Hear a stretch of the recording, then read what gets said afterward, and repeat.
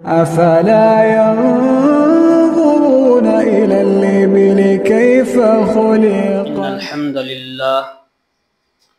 إن الحمد لله نحمده ونستعينه ونستغفره ونعوذ بالله من شرور أنفسنا ومن سيئات أعمالنا.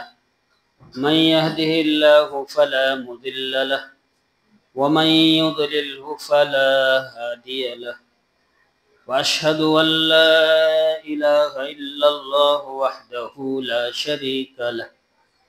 أما بعد فإن خير الحديث كتاب الله، وخير الهدي هدي محمد صلى الله عليه وسلم، وشر الأمور محدثاتها، وكل محدثة بدعة، وكل بدعة ضلالة، وكل ضلالة في النار. أعوذ بالله السميع العليم من الشيطان الرجيم، من همزه ونفخه ونفثه. بسم الله الرحمن الرحيم. يا أيها الذين آمنوا اتقوا الله حق تقاته ولا تموتن إلا وأنتم مسلمون. يا أيها الناس اتقوا ربكم الذي خلقكم من نفس واحدة وخلق منها زوجها وبث منهما رجالا كثيرا ونساء، واتقوا الله الذي تساءلون به والأرحام، إن الله كان عليكم رقيبا. يا أيها الذين آمنوا اتقوا الله وقولوا قولا سديدا يصلح لكم أعمالكم ويغفر لكم ذنوبكم، ومن يطع الله ورسوله فقد فاز فوزا عظيما. وقال الله تعالى في مقام آخر: الذين آمنوا ولم يلبسوا إيمانهم بظلم أولئك لهم الأمن وهم مهتدون. محترم حضرات، خواتین اسلام، تمام قسم کی تعریف و توصیف، حمد و ثنا، کبریائی و بڑائی اس اللہ رب العالمین کے لیے لائق و زیبا ہے جس نے مجھے اور آپ کو رمضان کے 24 روزے صحت و عافیت کے ساتھ نصیب فرمائے۔ ہم اس رب العالمین کا جتنا بھی شکر ادا کریں کچھ بھی نہیں ہے۔ سبحان اللہ و بحمدہ عدد خلقہ و رضا نفسہ و زنت عرشہ و مداد کلماتہ۔ یا رب لک الحمد کما ینبغی لجلال وجہک و لعظیم سلطانک۔ اس کے بعد درود و سلام ہو تمام انبیاء کرام علیہم السلام پر، بالخصوص آخری نبی سید الانبیاء سید المرسلین ساقی کوثر شافی محشر جناب محمد مصطفیٰ صلی اللہ علیہ وسلم کی ذات مقدسہ مطہرہ پر۔ اللہم صلی علی محمد وعلی آل محمد کما صلیت علی ابراہیم وعلی آل ابراہیم انکا حمید مجید۔ اللہم بارک علی محمد وعلی آل محمد کما بارکت علی ابراہیم وعلی آل ابراہیم انکا حمید مجید۔ محترم حضرات، آج کے اس درس میں جس موضوع پر آپ کے سامنے قرآن اور حدیث کی روشنی میں چند باتیں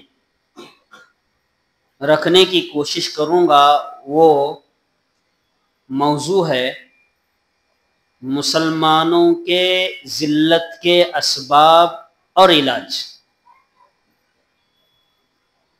اور علاج جو ہے، جو اسباب بتائے جائیں گے اسی کے اندر علاج موجود ہوتا ہے. مسلمانوں کے ذلت کے اسباب، جب یہ عنوان ہمارے ذہن میں آ جاتا ہے تو فوراً ذہن میں یہ بات بھی آ جاتی ہے کہ مسلمان ہمیشہ ذلیل نہیں رہے. مسلمان ایک وقت تھا، ایک زمانہ تھا، عروج پر تھے، عروج پر ہر اعتبار سے. تاریخ کا مطالعہ کرنے سے معلوم پڑتا ہے کہ ہمارے اس ہندوستان میں تقریباً 1000 سال تک مسلمانوں نے حکومت کی، اور اسپین میں تقریباً 800 سال تک مسلمانوں نے حکومت کی، اور فرانس میں 200 سال تک مسلمانوں نے حکومت کی. الغرض 8ویں صدی سے لے کر 18ویں صدی تک مسلمان پوری دنیا میں سپر پاور کے نام سے جانے جاتے تھے. کب سے کب تک جی؟ 8ویں صدی سے لے کر 18ویں صدی تک مسلمان پوری دنیا میں سپر پاور. اور مسلمان اس دنیا میں جتنی حکومت کیے ہیں، دنیا کے مسلمانوں کے علاوہ دوسری قوم اتنی حکومت نہیں کی. اللہ تعالیٰ مسلمانوں کو اتنا عروج دیا تھا، اتنا اوپر اللہ پہنچایا تھا.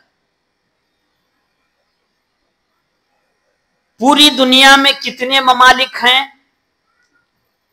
ہاں جی، کتنے ہیں؟ پوری دنیا میں کتنے ملک ہیں؟ 251. کہتے ہیں جی 251 پوری دنیا میں. 251 میں 150 مسلمانوں کے ہاتھ میں ہے آج بھی. 251 میں 150 کس کے ہاتھ میں ہے؟ مسلمانوں کے ہاتھ. لیکن پھر بھی مسلمان کیا ہے جی؟ ذلیل و خوار، عزت نہیں ہے مسلمان. قرآن میں اللہ تبارک و تعالی فرماتا ہے کنتم خیر امت اخرجت للناس تأمرون بالمعروف وتنہون عن المنکر. کنتم خیر امہ، اللہ فرماتا ہے تم بہترین امت ہو. کون جی بول رہے ہیں؟ کون بول رہے ہیں؟ اللہ بول رہا. کہاں؟ قرآن میں. ہمارے بارے میں اللہ کیا بول رہا؟ تم بہترین امت ہو. اور جو بہتر رہتا عروج پر رہتا ہے کہ ذلیل ہوتا ہوں؟ عروج پر رہتا ہے کہ نہیں؟ اس کے واسطے اللہ تبارک و تعالی دنیا کا سسٹم ایسا بنایا ہے کہ بعض کو بعض پر اللہ تعالی فوقیت دیا. دنیا کا سسٹم ہی چل رہا ایسا بنایا ہے. اب مثال کے طور پر دنیا میں جتنے بھی انبیاء آئے، ان انبیاء کرام میں اللہ تبارک و تعالی نے ایک نبی کو سب سے افضل، سب سے بہتر قرار دیا. وہ کون ہے؟ محمد صلی اللہ علیہ وسلم. اور ہر نبی کی امت ہوتی، ان ساری امتوں میں اللہ تبارک و تعالی ایک امت کو سب سے بہتر، سب سے افضل قرار دیا. وہ کون سی امت؟ محمد صلی اللہ علیہ وسلم کی امت، یعنی کہ ہم سب، مرد و خواتین سب آ گئے. تو اللہ تعالیٰ اس آیت میں اسی بات کی طرف اشارہ فرما رہا، کیا؟ کنتم خیر امت اخرجت للناس، تم بہترین امت ہو اخرجت للناس۔ اللہ تعالیٰ اس کی وجہ بھی بتا دیا، کئی کو تمہیں بہترین امت اخرجت للناس، اللہ تعالیٰ تم کو اپنے لیے پیدا نہیں کیا، لوگوں کے لیے پیدا کیا۔ اور یہاں جو ورڈ اللہ استعمال کرے نہیں، اخرجت للناس، للناس گتو مسلمان صرف انیچ، دوسرا مسلمان کے علاوہ کون بھی نہیں، ایسا نہیں۔ اخرجت للناس کو تو دنیا میں رہنے اور بسنے والے، چاہے وہ کسی بھی فرق کا ماننے والا کیوں نہ ہو، وہ کسی بھی دھرم کا ماننے والا کیوں نہ ہو، اللہ تبارک و تعالیٰ فرما رہا ہے تم بہترین امت ہو۔ اس کی وجہ یہ ہے کہ تم لوگوں کے لیے جیتے ہو، اپنے لیے نہیں جیتے۔ اگر یہ ہمارے اندر آ گیا، واللہ اللہ تعالی ہم کو کبھی ذلیل نہیں کرتا۔ ہمیں کبھی اپنے لیے نہیں جینا، لوگوں کے لیے جینا۔ اور پیارے نبی صلی اللہ علیہ وسلم کی زندگی اٹھا کو دیکھو، قدم قدم پر ایسی بہت ساری مثالیں ملتی۔ صحیح بخاری کو مشہور واقعہ میں بتاتا ہوں آپ کو، مختصر سنے رہیں گے تمہیں بھی۔ حضرت عائشہ صدیقہ بنت الصدیق رضی اللہ عنہ فرماتی کہ میں گھر میں تھی، گھر میں صرف 3 انچ کھجور تھے، 3 کھجور۔ کتنے کھجور جی؟ 3۔ اتنے جنے بیٹھی ہے میں، ہمارے گھر میں 3 کھجور آئیں کہ خالی؟ پورا فریج نکال کو دیکھو کیا کیا رہتا ہمارے گھر میں۔ فریج میں رکھنے کے سامان الگ، فریج کے علاوہ باہر رکھنے کے سامان الگ۔ لیکن سبحان اللہ، پیارے نبی صلی اللہ علیہ وسلم کی زندگی دیکھو۔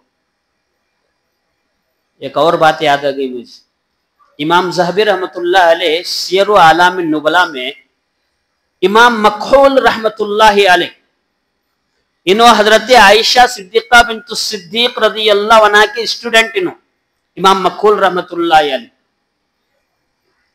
انہوں کیا بولتی ہیں، ایک مرتبہ اماں عائشہ ہمنا حدیث کا درس دے رہے تھے، حدیث پڑھا رہے تھے، پڑھاتے پڑھاتے اچانک سے پردہ تھا، اچانک سے رونے کی آواز آنے لگی۔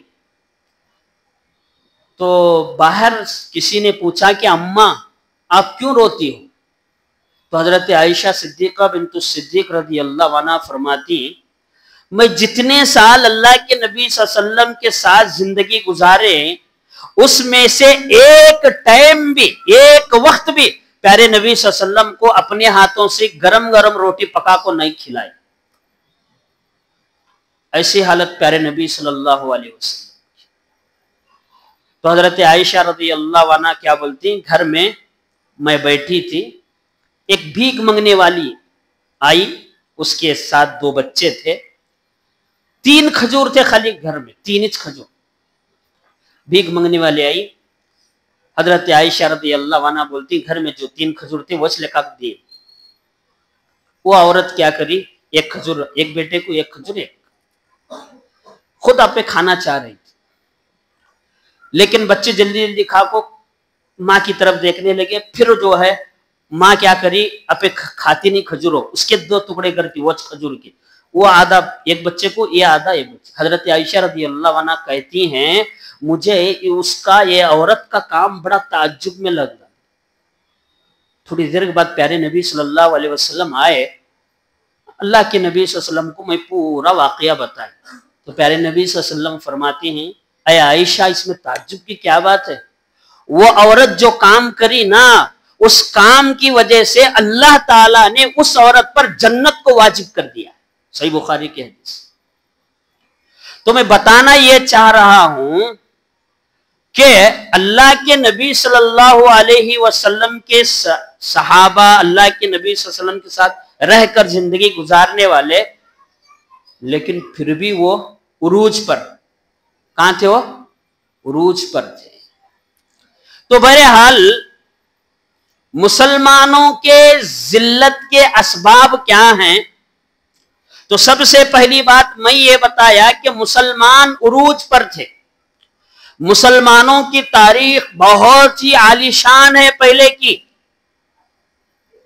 میں ایک کتاب پڑھ رہا تھا پاکستان کے عالم کی، اس کے اندر انہوں نے ایک بات لکھی تاریخ، مسلمانوں کی تاریخ کے سلسلے میں، کہ یورپ ممالک سے مسلمانوں کے پاس سیکھنے کے لیے 700 سال تک لوگ آتے تھے۔ کتنے سال تک جی؟ 700 سال تک یورپ ممالک سے لوگ آتے تھے مسلمانوں کے پاس علم سیکھنے کے لیے۔ یہ مسلمانوں کا سنہرا دور رہا ہے، لیکن پھر بھی مسلمان آج ذلیل کیوں ہیں، رسوا کیوں ہیں؟ اس کے وجوہات کیا ہیں؟ سب سے بڑی اور سب سے اہم وجہ میری نظر میں اور قرآن اور حدیث کی نظر میں ایک ہی، کیا؟ توحید ہماری زندگی میں نہیں ہے، شرک کے اندر ہمیں پڑ گئے، جس کی وجہ سے دنیا میں ہر جگہ مسلمان ذلیل و خوار ہو رہا ہے۔ اس کی کہاں بھی عزت ہی نہیں مسلمان کی، کہیں کو توحید اس کی زندگی میں نہیں، شرک میں مبتلا ہے، اللہ کے دربار کو چھوڑ کر الگ الگ درباروں میں جا کر اپنی مرادیں مانگ رہا ہے، اپنی ضروریات ان کے سامنے رکھ رہا ہے، جس کی وجہ سے اللہ تبارک و تعالی مسلمانوں کو ذلیل و خوار کر رہا ہے۔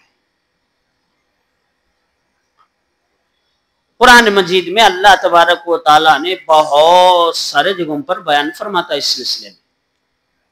نمبر 1، وعد اللہ الذین آمنوا منکم وعملوا الصالحات ليستخلفنهم في الارض كما استخلفن الذين من قبلهم وليمكنن لهم دينهم الذي ارتضى لهم وليبدلنهم من بعد خوفهم امنا يعبدونني لا يشركون بي شيئا۔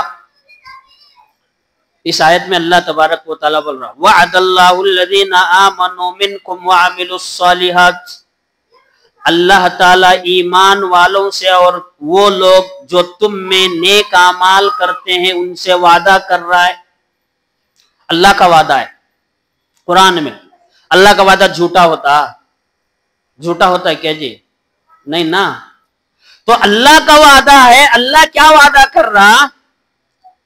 کیا بول رہا؟ اللہ کیا بول رہا ہے؟ وعد اللہ الذین آمنوا منکم وعملوا الصالحات لیستخلفنہم فی الارض۔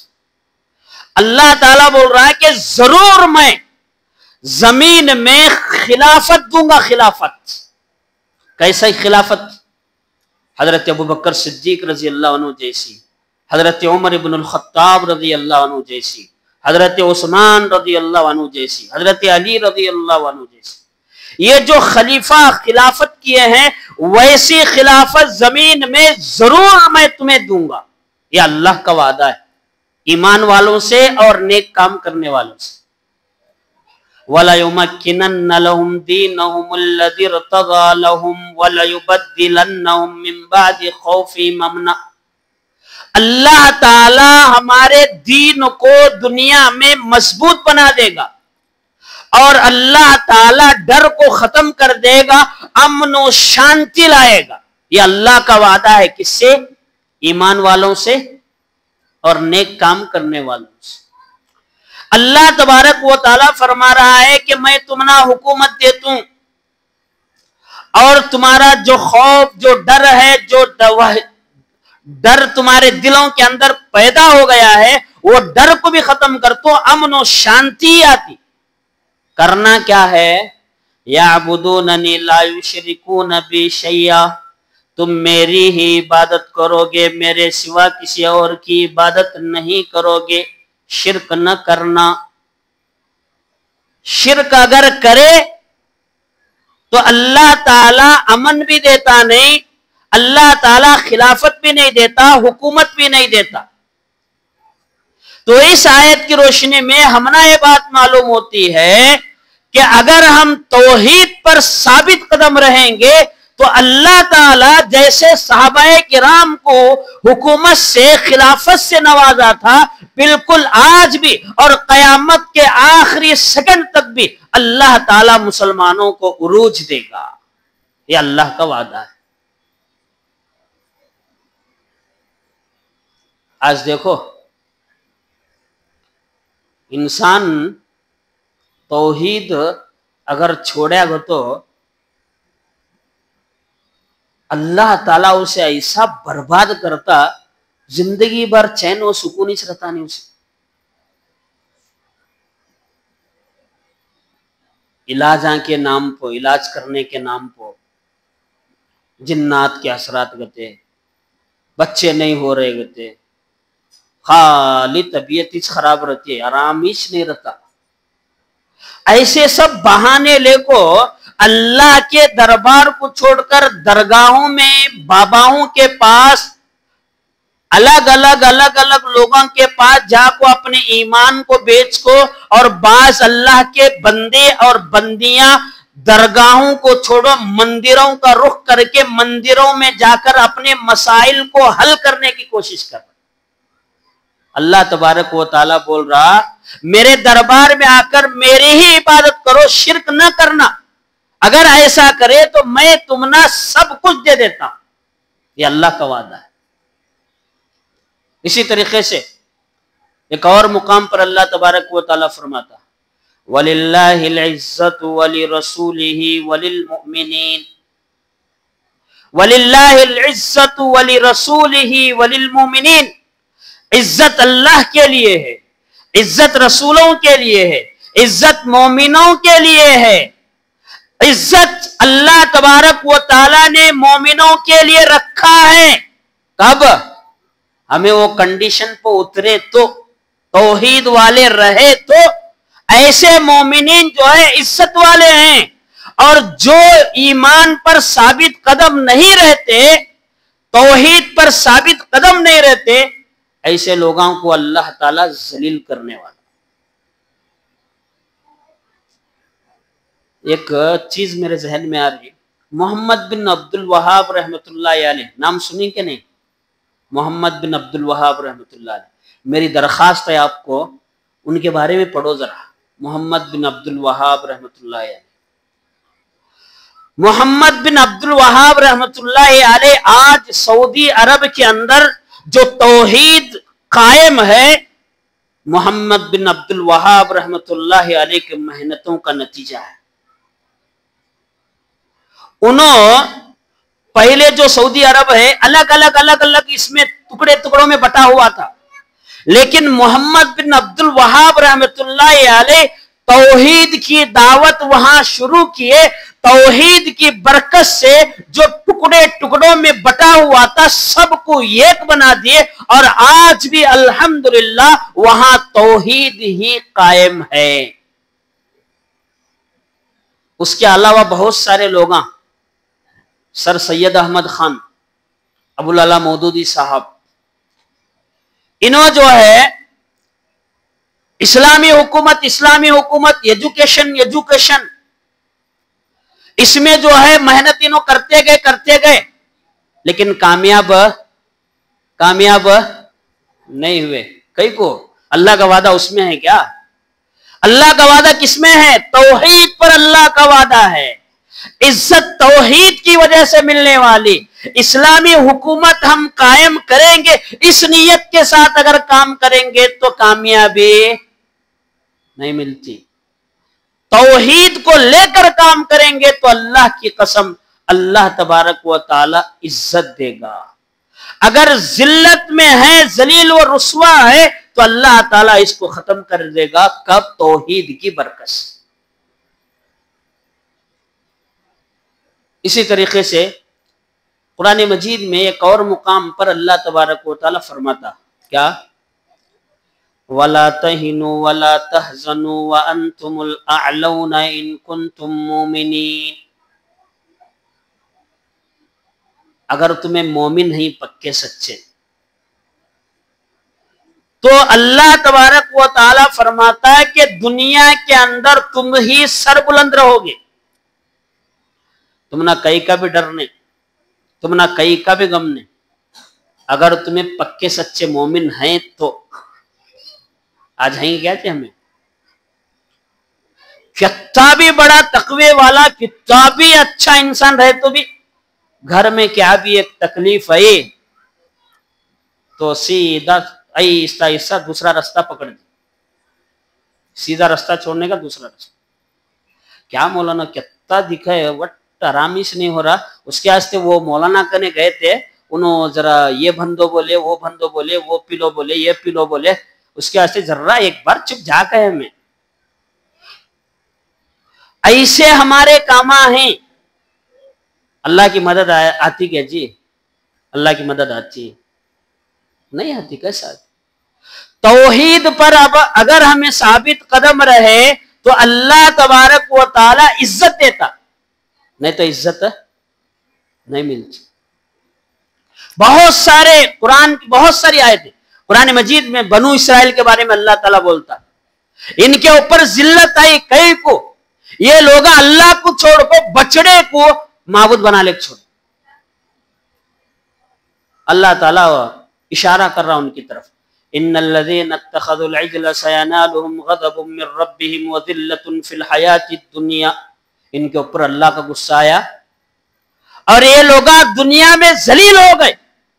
कई को अल्लाह की इबादत छोड़े शिर्क करने लगे, बछड़े की पूजा करने लगे। उसकी वजह से अल्लाह ताला इनको क्या करा? जलील व खार करा। तो सबसे पहली वजह इंसान के जलील होने की, मुसलमान के जिल्लत की सबसे पहली वजह तौहीद से दूर होना, शिर्क में मुब्तला हो जाए। और इलाज भी उसमें से, शिर्क को छोड़े, तौहीद पर अमल करे, तेज इलाज। दूसरा, सुनन इब्ने माजा की एक हदीस है, अल्लाह के नबी सल्लल्लाहु अलैहि वसल्लम उस हदीस में 5 गुनाहों का जिक्र करें और 5 गुनाह ऐसे हैं कि उनकी सजाएं क्या हैं, अल्लाह के नबी सल्लल्लाहु अलैहि वसल्लम वो भी जिक्र करें उस हदीस। सुनन इब्ने माजा की हदीस, हदीस के रावी हजरत अब्दुल्लाह बिन उमर रज़ी अल्लाहु अन्हुमा है। उन्होंने बोलते क्या, अक़बल अलैना रसूलुल्लाह सल्लल्लाहु अलैहि वसल्लम फ़क़ाल या माशरल मुहाजिरीन खम्सुन इज़्बतुलीतुम बिहिन्न व अऊज़ु बिल्लाहि अन तुदरिकूहुन्न। अल्लाह के नबी सल्लल्लाहु अलैहि वसल्लम फरमाते हैं, ऐ मुहाजिरीन की जमात, 5 चीजें ऐसी हैं अगर वो आ गई तो मैं अल्लाह से पनाह चाहता हूं। वो 5 चीजें क्या हैं? नंबर 1, लम तज़हरुल फाहिशतु फी कौमिन क़त हत्ता युअलिनु बिहा इल्ला फशा फीहिमुत ताउन वल औजाउ अल्लती लम तकुन मदत फी असलाफिहिमुल लज़ीना मदौ। नंबर 1, अल्लाह के नबी सल्लल्लाहु अलैहि वसल्लम फरमाते हैं, जिस कौम में बेहयाई और फहाशी आम हो जाए, जिनाकारी आम हो जाए, हत्ता युअलिनु बिहा, यहां तक कि ये लोग फहाशी और बेहयाई को खुल्लम खुल्ला करने लग जाएं। अल्लाह के नबी सल्लल्लाहु अलैहि वसल्लम फरमाते हैं, इल्ला फशा फीहिमुत ताउन, ऐसी कौम में अल्लाह ताला ताउन की बीमारी भेज देता। ताउन की बीमारी, प्लेग की बीमारी।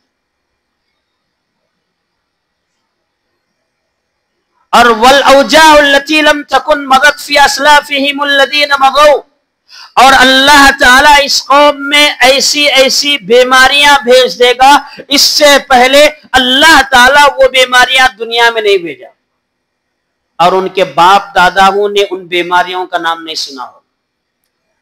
ये क्या इज्जत है? इज्जत है क्या जी? इज्जत, जिल्लत नहीं है। तो बेहयाई आम हो गई, फहाशी आम हो गई, तो समझो इंसान की बर्बादी शुरू, मुसलमानों की जिल्लत शुरू, उम्मते मुस्लिमा की बर्बादी शुरू। कब? बेहयाई और फहाशी खुल्लम खुल्ला। अब देखो घरां के अंदर बैठ को टीवी लगा को सीरियल, वो क्या क्या है कि सब घर में बैठ को सब जने मिला को देखते। ये बेहयाई नहीं है क्या जी? फहाशी है क्या नहीं है? अब हमें कर रहे हैं, फिर भी हम ना इज्जत होना बोले तो मिलती अल्लाह की तरफ से। نہیں ملتی نا. تو اللہ کے نبی صلی اللہ علیہ وسلم فرماتی ہیں سب سے پہلی چیز بے حیائی اور فحش. دوسرا اللہ کے نبی صلی اللہ علیہ وسلم فرماتی وَلَمْ يَنْقُسُ الْمِكْيَالَ وَالْمِيزَانَ إِلَّا أُخِذُوا بِالسِّنِينَ وَشِدَّةِ الْمُؤُونَةِ وَجَوْرِ السُّلْطَانِ عَلَيْهِمْ. جس قوم میں ناپ تول کی کمی اور ڈنڈی مارنے والے، ناپ تول میں ڈنڈی مارنے والے ہو جائیں تو اللہ کے نبی صلی اللہ علیہ وسلم فرماتے ہیں إِلَّا أُخِذُوا بِالسِّنِينَ، اللہ تعالیٰ اس قوم میں قحط سالی ڈال دیتا. نمبر 1. نمبر 2 وَشِدَّةِ الْمُؤُونَةِ، ان کی زندگیوں کو اللہ تعالیٰ تنگ کر دیتا. وَجَوْرِ السُّلْطَانِ عَلَيْهِمْ، اور ظالم بادشاہوں کو اللہ ان پر مسلط کر دیتا. آج ہے کیا نہیں ہے کیا نہیں جی؟ مارکیٹ میں دیکھو تمہیں جا کو، کیا بھی غلط نہیں سمجھنا، حقیقت بول رہا ہوں. کتنے مسلمان کیا بھی ایک چیز لینے گئے رہتی ہے، پینس سمجھو، پینس لینے گئے رہتی ہے، 10 روپے ریٹ ہے سمجھو اس کا. تو جا پوچھے تو مولانا ہم نا 15 روپے پڑی ہے، تمہیں ہی کر کو چپ ہمیں 12-13 روپے دے رہے. کیا جی دھوکہ نہیں ہے، جھوٹ نہیں ہے؟ کیا اللہ کی مدد آتی؟ عزت والے ہو بولے تو ہوتی، ایسے کام کر رہی ہوں. اور ناپ تول میں کمی، لیتے وقت پورا لینے کا، دیتے وقت ڈنڈا مارنے کا. میں یہ سب چیزیں مارکیٹ میں گیا تو باریک باریک چیزیں سے دیکھتے رہتا ہوں. ایک بندے کو پکڑیا میں، وہ ترازو رہتا نہیں، وہ ترازو کے نیچے وہ میگنیٹ کیا بولتے ہیں اسے، وہ رکھیا. مسلمان اللہ کی مدد کیسے جی آئے گی؟ اللہ کے نبی صلی اللہ علیہ وسلم فرماتے ہیں وَلَمْ يَنْقُسُ الْمِكْيَالَ وَالْمِيزَانَ إِلَّا أُخِذُوا بِالسِّنِينَ. ناپ تول میں کمی ہو گئی، معاشرے مسلم معاشرے میں بیماری آ گئی، یہ 3 سزائیں ہونے والی، یہ ہمیں مسلمانہ ذلیل ہونے والی. پھر اس کے بعد اللہ کے نبی صلی اللہ علیہ وسلم فرماتے ہیں وَلَمْ يَمْنَعُوا زَكَاةَ أَمْوَالِهِمْ إِلَّا مُنِعُوا الْقَطْرَ مِنَ السَّمَاءِ وَلَوْلَا الْبَهَائِمْ لَمْ يُمْطِرْ. جس قوم میں زکوٰۃ دینے والے نہ ہوں، یعنی کہ زکوٰۃ میں ڈنڈی مارنے والے. رمضان کا مہینہ ہے، بہت سارے لوگ زکوٰۃ نکالتے. جہاں تک میرا تجربہ ہے، دیکھا ہوں میں، بہت کم لوگ صحیح سے زکوٰۃ نکالتے، ورنہ زیادہ تر لوگ ڈنڈی مارنے والے تھے. کیا اگر ان کی 1 لاکھ 1.5 لاکھ زکوٰۃ نکلتی بولے تو 30-40 ہزار روپے، یہاں ان کو 500 ان کو 500، ہاں 1000 یہاں 1000 دیکھو زکوٰۃ بھی بول کو کنارے وقت چھوڑنے کا. لوگوں کو بول رہے ہیں، اللہ کو بول سکتی ہیں کیا جی؟ اللہ کو بول سکتے ہیں، اللہ کے پاس پکڑ ہے. اللہ کے نبی صلی اللہ علیہ وسلم فرماتے ہیں وَلَمْ يَمْنَعُوا زَكَاةَ أَمْوَالِهِمْ. لوگ اگر زکوٰۃ دینے سے انکار کرنے والے بن جائیں تو اللہ تعالیٰ اس قوم میں بارش کو روک لیتا ہے. اگر جانور نہ ہوتے تو اللہ ایک قطرہ بارش بھی نہ دیتا، پانی بھی نہ دیتا. ہمیں یہ جو مل رہا ہے جانوروں کی وجہ سے مل رہا ہے. اور آج کل کا سسٹم کیا ہو بیٹے بولو، زکوٰۃ کا اصل مقصد کیا ہے؟ بولو زکوٰۃ کا اصل مقصد کیا ہے؟ معلوم ہے کسی کو؟ زکوٰۃ اللہ تعالیٰ سسٹم کیوں رکھا ہو؟ ہاں جی، مال کو صاف کرنا، اور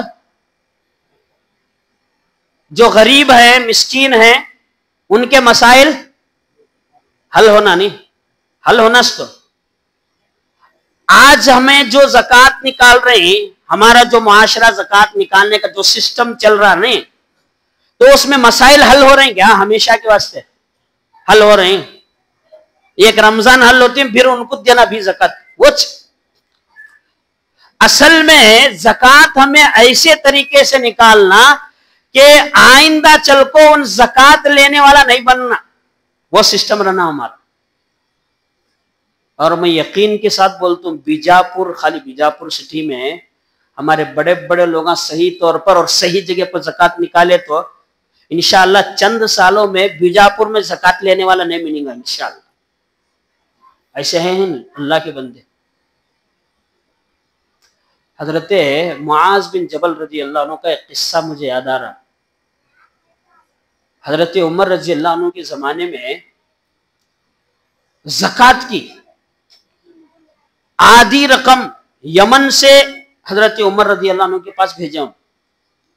حضرت عمر رضی اللہ عنہ بولے کہ اے معاذ، کیا تم نہ معلوم نہیں کیا وہاں کے امیروں سے زکوٰۃ لینا اور وہاں کے غریبوں میں دینا، یہاں کی بھیج رہے. تو حضرت معاذ بن جبل رضی اللہ عنہ بولتے ہیں امیر المومنین، یہ سب کو یہاں جتنے لوگ زکوٰۃ کے مستحق تھے ان سب کو دینے کے بعد اتنا بچا ہے، اسی لیے آپ کے پاس روانہ کیا. حضرت عمر رضی اللہ عنہ چپ بیٹھے. اس کے بعد حضرت معاذ بن جبل رضی اللہ عنہ کیا بولتی ہیں کہ پوری زکوٰۃ کی رقم واپس ان حضرت عمر رضی اللہ عنہ کے پاس بھیج دی، پوری زکوٰۃ کی رقم. حضرت عمر رضی اللہ عنہ پھر پوچھتے کہ اب کیا ہوا، پوری بھیجے تو زکوٰۃ کی رقم. حضرت معاذ بن جبل رضی اللہ عنہ بولتے ہیں کہ امیر المومنین، یہاں آپ زکوٰۃ لینے والے کون بھی نہیں، سب زکوٰۃ دینے والے بن گئے. یہ سسٹم اسلام کا زکوٰۃ دینے کا، سمجھے کیا نہیں؟ ہمیں کیا کرتی، 500,000 کی رسیدہ پھاڑتی، پھر اگے سال ان وہ چلے کا تھا. پھر حجی ایک لے کو کاروبار کرنا چاہ رہا بیچارہ، بہت سارے ہیں، تلاش کرے تو ملتی. 1 لاکھ 2 لاکھ ہماری زکوٰۃ کی رقم دیکھ اسے ایک چھوٹا کاروبار لگا کو دیے تو اگے سال ان زکوٰۃ مانگنے آتا کیا؟ زندگی کا مسئلہ حل ہو گیا رہتا اس کا. تو زکوٰۃ بہرحال میں بتاتے بتاتے کہاں کی چلا گیا. اللہ کے نبی صلی اللہ علیہ وسلم فرماتے جس قوم میں زکوٰۃ دینے والے نہ ہو یا زکوٰۃ میں ڈنڈی مارنے والے ہوں تو اس قوم میں اللہ تعالیٰ بارش کو روک لیتا.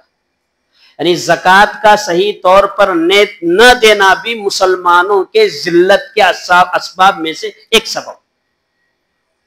پھر اس کے بعد اللہ کے نبی صلی اللہ علیہ وسلم فرماتے وَلَمْ يَنْقُصُوا عَهْدَ اللَّهِ وَعَهْدَ رَسُولِهِ، جس قوم میں اللہ اور اس کے رسول کے عہد کو، اللہ اور اس کے رسول کے طریقے پر زندگی گزارنے والے نہ ہوں، تو اس قوم میں اللہ تبارک و تعالی انہی کے دشمنوں میں سے ایک کو حاکم بنا کے بٹھا دیتا.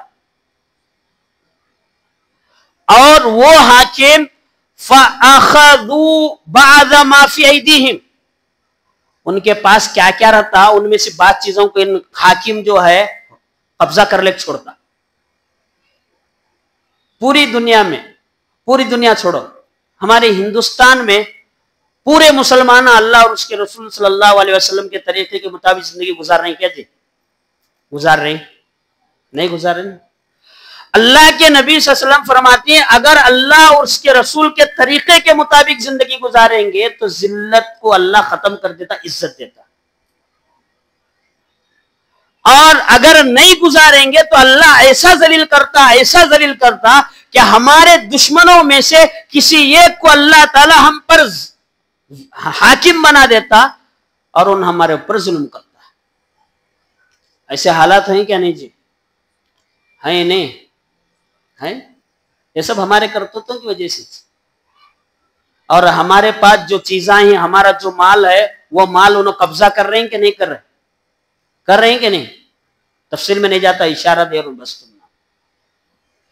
اور اللہ کے نبی صلی اللہ علیہ وسلم اس حدیث میں بیان فرماتی جس قوم کے امیر اللہ کی کتاب کے مطابق فیصلہ نہیں کریں گے اور اللہ تعالیٰ جو نازل کیا ہے اس پر عمل نہیں کریں گے تو اللہ تعالیٰ اس قوم میں اختلاف کو ڈال دے گا. اختلاف، انتشار. ہمارے معاشرے میں اختلافات ہیں کہ نہیں؟ ایک گھر میں کتے کی لپٹیں رہتی ہیں، کتے کی اختلافات رہتی ہیں ایک گھر میں. پورے معاشرے میں دیکھیں تو بہت سارے اختلافات. اس کی وجہ کیا ہے؟ صحیح طور پر فیصلے نہیں ہو رہے ہمارے سے. اور اللہ تعالیٰ جو کتاب نازل کیا اور اللہ کے نبی صلی اللہ علیہ وسلم کے ذریعے سے جو سنتیں جو طریقے ہمارے پاس آئے ہیں ان طریقوں پر صحیح طور پر ہمارا عمل نہیں ہے، جس کی وجہ سے یہ سارے مسائل پیدا ہوئے. اسی طریقے سے سورہ عنکبوت کی ایک آیت جس میں اللہ تبارک و تعالی چند قوموں کا ذکر فرما رہا ہے. اللہ فرماتا فَكُلًّا أَخَذْنَا بِذَنبِهِ فَمِنْهُمْ مَنْ أَرْسَلْنَا عَلَيْهِ حَاصِبًا وَمِنْهُمْ مَنْ أَخَذَتْهُ الصَّيْحَةُ وَمِنْهُمْ مَنْ خَسَفْنَا بِهِ الْأَرْضَ وَمِنْهُمْ مَنْ أَغْرَقْنَا وَمَا كَانَ اللَّهُ لِيَظْلِمَهُمْ وَلَكِنْ كَانُوا أَنفُسَهُمْ يَظْلِمُونَ. اللہ تعالیٰ فرماتا فَكُلًّا أَخَذْنَا بِذَنبِهِ، ان میں سے بعض کو ہم نے ان کے گناہوں کے سبب پکڑ لیا، ہلاک اور برباد کر دیا. کیسے؟ فَمِنْهُمْ مَنْ أَرْسَلْنَا عَلَيْهِ حَاصِبًا، ان میں سے بعض کو پتھروں کی بارش کے ذریعے سے ہم نے ہلاک کر دیا. یہ ذلت کیا عزت جی؟ پتھروں کی بارش سے ہلاک کرنا عزت ہے ذلت ہے؟ ذلت نا. تو اللہ تعالیٰ کسے ہلاک کرے؟ پتھروں کی بارش سے. کسے ہلاک کرے؟ کون سی قوم کو؟ حضرت لوط علیہ السلام کی قوم. اللہ تعالیٰ پتھروں کی بارش نازل کیا اور ساتھ میں حضرت جبرائیل علیہ السلام اپنے پر میں جتنے بھی قبیلے نافرمان اس ٹائم میں تھے ان سارے قبیلوں کو اپنے پر میں لے کر آسمان کی طرف لے گئے اور ایسے زمین پر پٹک دیے کہ وہ دھرے کے دھرے ہلاک اور برباد ہو گئے، نام و نشان ختم ہو گیا. اللہ تعالیٰ اس کی طرف اشارہ فرما فَمِنْهُمْ مَنْ أَرْسَلْنَا عَلَيْهِ حَاصِبًا، ان میں سے بعض کو ہم نے پتھروں کی بارش کے ذریعے سے ہلاک کر دیا. وَمِنْهُمْ مَنْ أَخَذَتْهُ الصَّيْحَةُ، اور بعض کو ہم نے زوردار چیخ کے ذریعے سے ہلاک کر دیا. یہ کون سی قوم؟ قوم ثمود. قوم ثمود کس کے؟ حضرت صالح علیہ السلام. اس قوم کا گناہ کیا تھا؟ بولو بہت سارے تھے. اس میں سے ایک ناقۃ اللہ، اللہ کی طرف سے جو اونٹنی آئی تھی نا، اس اونٹنی کو یہ لوگ قتل کرے. حضرت صالح علیہ السلام بولے تھے قتل نہیں کرنا، کیا بھی اس کے خلاف سازشیں نہیں کرنا، لیکن سنے نہیں، اللہ کی اونٹنی کو قتل کر دیے. اور اللہ تبارک و تعالی اس قوم پر ایسے عذاب آیا، ایسے عذاب آیا. عذاب سے 3 دن پہلے ان کے ساتھ کیا ہوا گا؟ تو تاریخ کی کتابوں میں ہمیں بات ملتی کہ عذاب سے 3 دن پہلے سب سے پہلا ان کا چہرہ پیلا پڑ گیا تھا. سب نافرمان قوم کے لوگوں کا چہرہ کیا پڑ گیا؟ پیلا. دوسرے دن ایک دم لال پڑ گیا، سرخ. تیسرے دن جو ہے ایک دم کالا پڑ گیا. اس کے بعد اللہ کی طرف سے زوردار چیخ ایسی آئی ابن کثیر علیہ الرحمہ لکھتے ہیں کہ ان کا کلیجہ پھٹ گیا اور اسی میں ہلاک اور برباد ہو گیا قوم ثمود. تو اللہ تعالیٰ اسی کی طرف اشارہ فرمایا وَمِنْهُمْ مَنْ أَخَذَتْهُ الصَّيْحَةُ، ان میں سے بعض کو ہم نے زوردار چیخ کے ذریعے سے ہلاک کر دیا. وَمِنْهُمْ مَنْ أَغْرَقْنَا وَمِنْهُمْ مَنْ خَسَفْنَا بِهِ الْأَرْضَ، ان میں سے بعض کو ہم نے زمین میں دھسا دیا. کون؟ کسے دھسایا اللہ زمین میں؟ قارون. سنیں گے نہیں قارون؟ اس کے بارے میں آتا مفسرین لکھتی قارون اصل میں موسیٰ علیہ السلام کے چچا کا بیٹا کہتے ہیں قارون. اور توریت کی اتنی زبردست تلاوت کرتا تھا کہتے لوگ یہاں بیٹھ کو سنتے تھے، کہتے اتنا بہترین تلاوت کرنے والا توریت کی قارون. اللہ مالدار بنایا تو کتنا مالدار بنایا معلوم؟ ہمارے نوے حضرت موسیٰ علیہ السلام کے زمانے کے 40 لوگ موسیٰ علیہ السلام کے زمانے کے کہتے ہیں 40 لوگ خالی اس کے خزانے کے چابیاں اٹھاتے تھے، خالی وہ زمانے کے 40 لوگ. اندازہ لگاؤ کتنا خزانہ، کتنا مال و دولت سے اللہ نوازا. لیکن موسیٰ علیہ السلام کی بات کا انکار کیا، اللہ پر ایمان نہیں لایا، تو اللہ فرماتا فَخَسَفْنَا بِهِ وَبِدَارِهِ الْأَرْضَ، ہم نے اس کو اس کے گھر سمیت زمین میں ڈھسا دیا. زمین میں ڈھسانا یہ عزت ہے، ذلت ہے؟ ذلت ہے نہیں. پھر اس کے بعد آخر میں اللہ فرماتا وَمِنْهُمْ مَنْ أَغْرَقْنَا، اور ان میں سے بعض ایسے ہیں جن کو ہم نے پانی میں ڈبو کر ہلاک کر دیا. کسے؟ فرعون ہے کہ نہیں؟ یہ سب چیزاں ذکر کرنے کے بعد لاسٹ میں اللہ فرماتا وَمَا كَانَ اللَّهُ لِيَظْلِمَهُمْ وَلَكِنْ كَانُوا أَنفُسَهُمْ يَظْلِمُونَ. اللہ نے ان پر ظلم نہیں کیا، انہوں نے اپنے آپ پر ظلم کیا ہے. تو اس آیت سے میں آپ کو یہ بتانا چاہتا ہوں، اللہ پر ایمان لائیں گے، توحید پر ثابت قدم رہیں گے، گناہوں سے بچیں گے، تو اللہ تبارک و تعالی عزت دے گا، عروج پر رکھے گا. نئے توحید پر نہیں رہیں گے، شرک میں پڑ جائیں گے، گناہوں میں ملوث ہو جائیں گے، تو اللہ تعالی ذلیل کرے گا اور ہلاک اور برباد بھی کرے گا. اسی طریقے سے مسلمانوں کے ذلت کے اسباب میں سے ایک سبب یہ بھی ہے کہ ہم جو ہے قرآن اور صحیح حدیث سے دور ہو گئے، قرآن اور صحیح حدیث پر عمل نہیں کر رہے ہیں، جس کی وجہ سے اللہ تبارک و تعالی ہم کو ذلیل و خوار کر دیا. سنن وغیرہ کی حدیث سے پیارے نبی صلی اللہ علیہ وسلم فرماتے ہیں ترکت فیکم امرین لن تضلوا ما تمسکتم بہما کتاب اللہ و سنتی.